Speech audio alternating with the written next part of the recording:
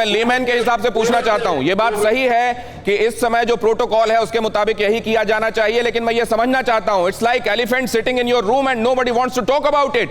UN को ठेंगे में रखता है चाइना, कैसे मैं आगे बताऊंगा, लेकिन सर क्या इन स्थितियों में चीन को घेरे जाने की आवश्यकता नहीं है क्या? सर मैं आपसे जानना चाहता हूं, रंजीत साहब।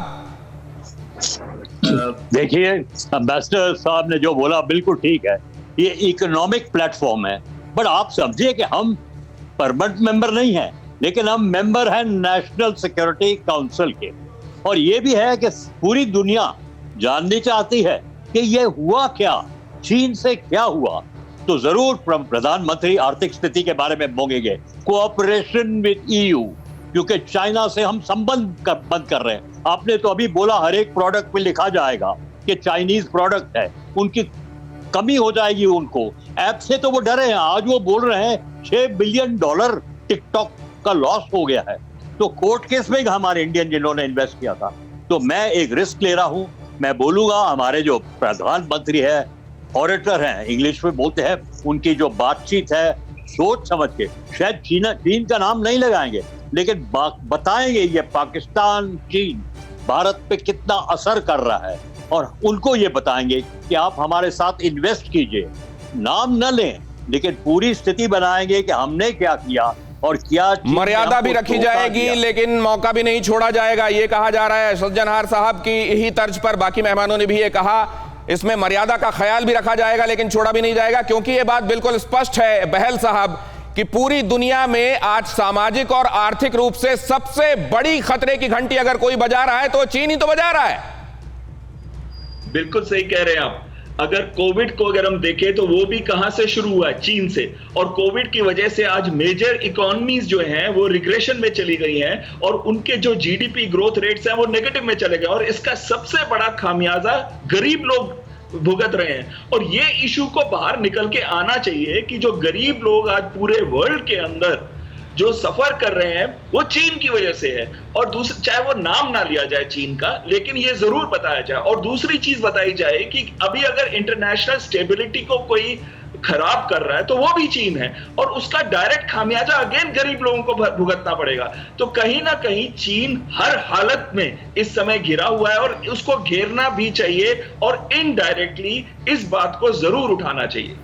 मैं कर्नल दानवीर से भी ये बात समझना चाहूंगा। कर्नल दानवीर, उससे पहले संयुक्त राष्ट्र की तरफ से ये कहा जाना कि गरीबी के खिलाफ सबसे बढ़िया लड़ाई अगर इस दौर में किसी ने लड़ी है तो हिंदुस्तान ने लड़ी है।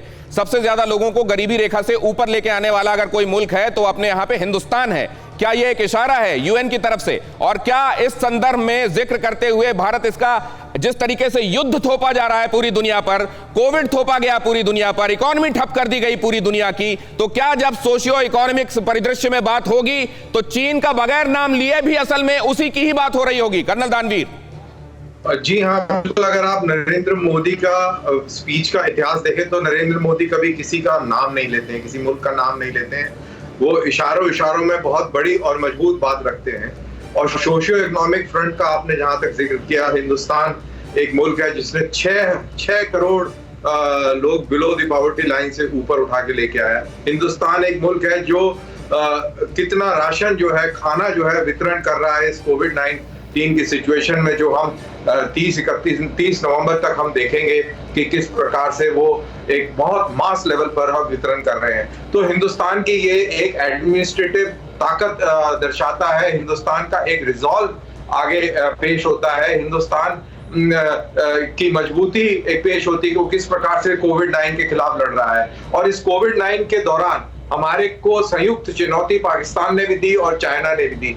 चाइना के सामने जिस तरीके से हिंदुस्तान खड़ा हुआ और चाइना की आंख में आंख मिलाकर और चाइना की ललकार को नीचे कराया और पूरी दुनिया को अपने साथ लामबंद किया, ये काबिल तारीफ है। और हिंदुस्तान का कद दुनिया में इस वजह से बहुत ऊंचा बढ़ गया है। और जितने छोटे छोटे मुल्क जो अपने आप को थ्रेटन महसूस कर रहे थे चाइना की वजह से, आज उनको सांस लेने का मौका मिला है और यही नतीजा है कि जापान, सर, ऑस्ट्रेलिया, लेकिन मैं एक बात ये समझना वियतनाम, चाहता हूं कि हिंदुस्तान तो जो वचन देता है उसको निभाता है, उसको निभाने की पूरी कोशिश पूरी शिद्दत के साथ करता है, और यही दिखा रहा है कि यूनाइटेड नेशंस की तरफ से डेवलपमेंट के जो गोल सेट किए गए हिंदुस्तान उसको भी पूरी तरह से निभा रहा है, क्लाइमेट कन्वेंशन जो तय हुआ उसको भी पूरी तरह से निभा रहा है। लेकिन चाइना तो ये कहता है, और वहां ये कहा जाता है कि contract and memorandum they are just piece of papers, if it suits okay, otherwise tear them apart.